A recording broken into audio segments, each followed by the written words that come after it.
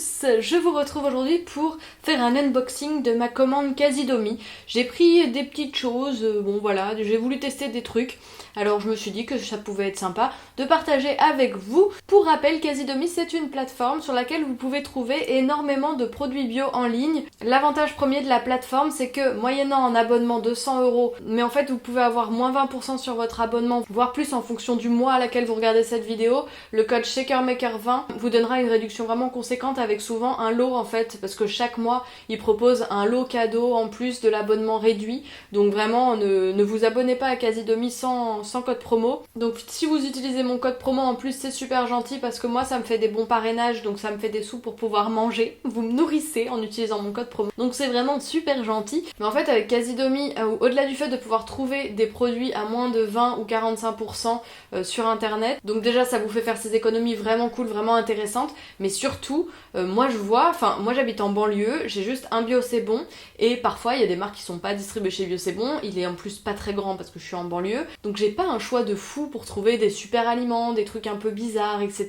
dont on entend pas mal parler sur internet. Et aussi je fais mes courses à pied en rentrant du boulot, et des fois je suis hyper chargée, et j'ai pas envie de me trimballer mes trucs hyper lourds. Déjà les fruits et légumes c'est très lourd, et c'est surtout ça que j'achète chez Bio c'est bon, vraiment les produits frais au maximum, mon lait végétal, et en fait de pouvoir avoir cette alternative d'épicerie en ligne qui en plus s'enrichit de mois en mois, moi ça me bluffe. Là en ce moment il y a même des extracteurs de jus, des blenders, des machins, il y a même des livres de cuisine, enfin ça commence un peu à renseigner tout l'univers green au sens très large, parce qu'il y a aussi des cosmétiques, et donc dans les cosmétiques t'as la marque Lily Lolo, la marque Avril, enfin des trucs qu'on trouve pas forcément en magasin bio et qui sont en plus hyper soldés. Voilà mon mascara préféré Lily Lolo qui coûte 17 balles, là il est à 12 balles quoi, enfin il est quand même vachement bien soldé. Il y a Pachamamaï, donc vous pouvez trouver le démaquillant solide, vous me disiez toutes à 18€ ça fait cher et tout, là il est à 11,93€. Il y a aussi la marque Madara qui est une super marque, là, la crème anti-pollution, tout le monde en dit un bien de ouf, elle est à 29€, et sur le site elle est à 20,80€. Donc je pense que ça peut vraiment être hyper intéressant. Moi je vous dis je pense parce que les cosmétiques je ne les paye pas quasiment parce que j'en reçois beaucoup déjà. Mais moi perso pour tout ce qui est alimentation ou même tout ce qui est un peu complément alimentaire, trucs comme ça dont j'ai souvent besoin, c'est vraiment hyper avantageux pour moi de bénéficier de ces réductions. Donc je vous souhaite de trouver votre bonheur sur le site. Je crois que c'est pas forcément rentable pour tout le monde. Ça dépend des prix pratiqués en magasin bio que vous avez, mais je sais qu'en tout cas pour les Parisiens où les prix sont quand même relativement plus élevés, donc moi je vous laisse libre d'aller comparer les prix, de regarder s'il y a des marques que vous trouvez dans votre magasin bio, si ça peut être avantageux ou pas, mais pour moi ça l'est en tout cas. Donc je rentre dans le vif du sujet et je vous présente le premier truc que j'ai acheté, du psyllium. Alors parce que je n'en trouvais pas dans le Bio c'est bon qui est à côté de chez moi, et celui que j'utilise, comme je vous en parlais dans ma vidéo Superfood où je vous mets une recette à base de psyllium, si vous voulez que je vous resitue un petit peu ce qu'est le psyllium, moi je l'utilise principalement pour faire baisser l'indice glycémique de mon petit déjeuner, donc je le mets dans mes porridge. Ça augmente également la consistance parce que ça se gonfle d'eau et ça augmente la sensation de satiété.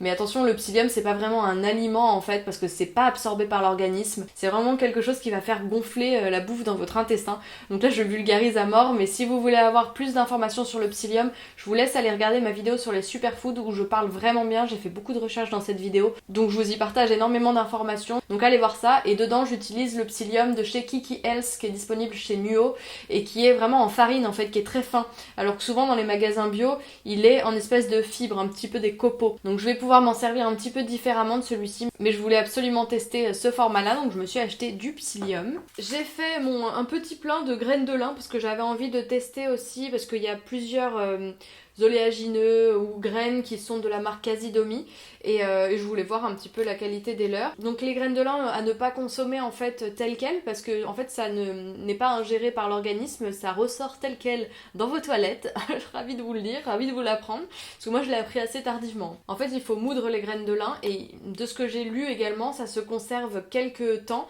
et au frigo, donc il faut pas que moi en fait au début je consommais les graines de lin comme ça, donc j'étais là ah cool je mange des graines de lin, très bien, nanana machin. J'ai appris qu'en fait ça servait à rien de les consommer comme ça parce que ça restait tel quel dans l'organisme, tu vois. Donc j'ai compris qu'il fallait les moudre, ce que j'ai fait, et puis une fois que j'avais tout moulu, tout mou. Il est impossible à conjuguer ce verbe. Donc j'avais fait une grande quantité comme ça. Et en fait, j'ai lu que visiblement ça ne se conservait pas non plus tant que ça et qu'il fallait garder au frigo et le faire un peu en petite quantité. Donc j'étais là, ok, j'en apprends tous les jours sur les graines de lin, c'est incroyable. Donc là, j'en ai acheté 2 paquets et puis je vais moudre juste une partie du paquet et le conserver au frigo. Pour les moudre, tout simplement, je passe dans mon blender et ça marche très très bien. Voilà, donc 2 petits sachets de graines de lin qui peuvent très bien en pâtisserie vegan remplacer un œuf en fait. On appelle ça des œufs de lin. On met 2 cuillères à soupe de graines de lin moulues dans un petit peu d'eau. Et en fait, c'est un peu comme les graines de chia, il y a un mucilage, ça va donner ce côté un petit peu gélifié et ça donnera la texture un peu du blanc d'œuf, donc vous pourrez remplacer dans vos desserts ou même dans vos pancakes. Moi, c'est ce que je fais souvent. Je mets un petit peu de graines de lin et ça donne cette consistance. Alors, j'ai acheté, je l'ai pas ouvert du coup, comme ça vous pouvez voir un petit peu comment sont emballés les produits. J'ai acheté de l'huile d'avocat parce que j'ai entendu que c'était une des huiles les plus intéressantes nutritivement. Donc autant que de manger un demi-avocat, hein, mais quand vous voulez pas forcément bouffer un demi-avocat, à verser comme ça sur des salades. Je sais pas quel goût ça va avoir, si ça va vraiment avoir un goût d'avocat très prononcé, mais j'ai très hâte de m'en servir. Donc c'est pas une huile de cuisson, hein. De toute façon les huiles c'est peu... Ah quoique, 100 degrés maximum. Ah si, je crois que justement c'était une des huiles hyper intéressantes qu'on pouvait utiliser pour certaines cuissons. Idéal for dressing and high temperature cooking. Oui, voilà, c'est pour ça que je l'avais prise. Parce que c'était une des rares vraiment intéressantes avec l'huile d'olive qu'on pouvait utiliser en cuisson. Parce que sinon, les autres huiles végétales sont vraiment pas recommandées pour utiliser en cuisson. Donc voilà, de l'huile d'avocat pour ça. Ensuite, je vais voir ce que ça donne. J'ai acheté du 7 ans en boîte. Alors, j'ai peur que ce soit tout mou. Mais donc, je testerai ça. Hein, comme d'hab, suivez-moi sur Instagram. Parce que quand je fais un peu des crash tests, que je fais pas forcément une vidéo dédiée sur chaque truc, je partage ça en story. Et là, je testerai le 7 ans en boîte. Je sais pas trop comment je vais le cuisiner. Moi, en général, le 7 ans, je le cuisine vraiment comme je cuisinais ma viande. Mais là, comme ça, en boîte, c'est peut-être plutôt dans une espèce de je sais pas, de truc en sauce ou avec de la tomate et tout, que je testerai ça. Donc j'ai hâte de voir ce que ça va donner. J'ai acheté ça. Alors, je sais pas si ça va être bon. J'ai trop hâte de goûter. Ce sont des gnocchetti au curcuma. Donc ça a l'air hyper bon. C'est des petites pâtes sèches. Elles sont à base de quoi? Pâtes sans gluten à base de riz et au curcuma. Pâte unique, fait main dans le respect des meilleures traditions italiennes, séchée doucement à basse température afin de mieux préserver leur qualité nutritive et leur saveur. On cuit ça 8-10 minutes. Bah ouais, écoute, ça peut être cool. J'ai trop hâte de goûter, pareil, je vous ferai un retour. Ensuite, j'ai trouvé ce petit mix et en fait, je me suis complètement plantée. J'ai cru que c'était un mix de... genre de porridge, un peu un mix de graines pour le porridge le matin. Et en fait, pas du tout. C'est un petit mélange de graines différentes. Donc, il y a un mélange de 5 céréales pré-cuites. Donc, il y a épeautre, orge, riz long, blé, khorasan, avoine complet. Et voilà. Ah, c'est cool, on les voit. Waouh, trop bien, on les voit. Il y a un trou dans le packaging, qu'est-ce qu'ils sont forts. Parce que moi, c'est vrai que j'aime bien varier mes mélanges. Et d'avoir un truc comme ça, mélangé tout près. Alors, c'est un peu gadget, hein, mais bon, voilà, moi ça me fait plaisir, écoutez, ça me permet de changer un petit peu mes saveurs. Et puis c'est prêt en 10 minutes, donc c'est quand même hyper pratique. J'ai hâte de goûter. J'ai acheté 3 sachets de farine de coco parce que voilà, il paraît que c'est alors c'est un petit peu cher de base, donc c'est pour ça que c'est avantageux de le prendre sur Casidomi. Mais il paraît que c'est une des farines les plus intéressantes pour l'indice glycémique qui est bas. Je me réfère au bouquin de Marie qui parle des index glycémiques de farine. Et en fait, celui de coco est à 35, ce qui est quand même vraiment, vraiment bas. Ce qui est hyper intéressant. Et qu'est-ce qu'elle dit dessus? Absorbe l'humidité, ne lève pas, aucune élasticité. Donc ça c'est en pâtisserie, c'est son comportement en pâtisserie. Léger goût de coco, donc ça c'est top. Et riche en fibres et en sélénium. Donc j'en ai pris 3 paquets. Et c'est à combien sur Casidomi? Donc ils disent que le prix standard est à 3,37€ pour 500 grammes.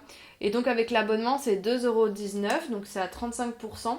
Et en magasin bio, elle était à combien? Pour 500 grammes, 4,06€. Ouais, c'est ça quoi. Donc 500 grammes, là j'ai payé 2,19€ les 500 grammes. Et en magasin, j'aurais payé 4,06€. Tu fais quand même tes courses quasiment moitié prix quoi, c'est hyper intéressant. Donc voilà, pour des produits vraiment chelous comme ça, c'est quand même assez avantageux. Les trucs un petit... Moi déjà, je la trouvais pas à la base dans le magasin et là je l'ai vue. Et effectivement, c'est 2 fois moins cher quoi. Et pareil pour le sucre de coco, j'en ai acheté aussi. Et là, combien il est? J'ai pas pris le prix en magasin bio. Donc là, en moyenne, 400 grammes, c'est 10,95€. Et là, 500 grammes, 5,25€. Putain, c'est imbattable pour ces trucs-là. Donc pareil, c'est vrai que des trucs comme ça, le sucre de coco, moi je vais l'acheter là. Hein. C'est hyper intéressant. Ah oui, je me suis acheté un petit fouet à matcha aussi parce que j'en avais pas. Donc pareil, petite réduc. Je n'arrivais pas trop à sauter le pas parce que je me fais pas beaucoup de matcha pour tout vous avouer. Mais à chaque fois, je me disais, ah quand même, j'aimerais bien avoir un truc pour le fouetter. et pour vraiment avoir la texture du matcha. Et bah voilà, c'est chose faite. Chose un peu chelou que j'ai acheté, alors là, paye ton zéro déchet, tout ça, mais j'avais vachement envie de tester depuis que j'avais vu Julie, Friendly Beauty, qui avait acheté sur Coro des framboises lyophilisées ou des fraises lyophilisées. Je crois qu'elle avait acheté un paquet, un truc de 5 kilos, enfin elle avait tellement kiffé qu'elle avait acheté un truc, mais genre pour un régiment. Et en fait j'étais hyper curieuse de tester ça parce que je n'ai jamais goûté de fruits lyophilisés. Je m'étais un petit peu renseignée, j'avais demandé à l'époque à ma nutritionniste aussi Power Diet pour savoir si ça allait, si c'était pas plus sucré, plus machin. Et alors elle m'avait dit évidemment de privilégier les fruits frais, etc. Mais par contre elle m'avait dit qu'effectivement voilà, c'était pas comme des fruits séchés, c'était pas aussi sucré et ça n'avait pas autant développé le sucre. Enfin j'ai pas trop compris, mais en gros c'était ok, mais voilà, privilégie tout le temps des trucs bruts. Et j'ai goûté mais en le mangeant en mode snack comme ça, donc j'en ai acheté 3 de 3 goûts différents, donc j'en ai acheté 9. Je suis si bonne en multiplication.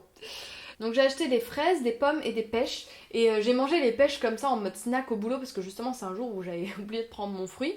Et c'est super bon, donc on dirait des petites chips. Et si tu les laisses un petit peu fondre dans ta bouche, bah ça reprend un peu la texture du fruit. Donc j'en ai testé qu'un. Et là j'ai hâte de tester en fait dans un night porridge. Je vais mettre mon avoine, je vais mettre mon eau, parce que maintenant les porridge je les fais vraiment à l'eau. Et puis je vais mettre quelques petits fruits déshydratés comme ça, lyophilisés.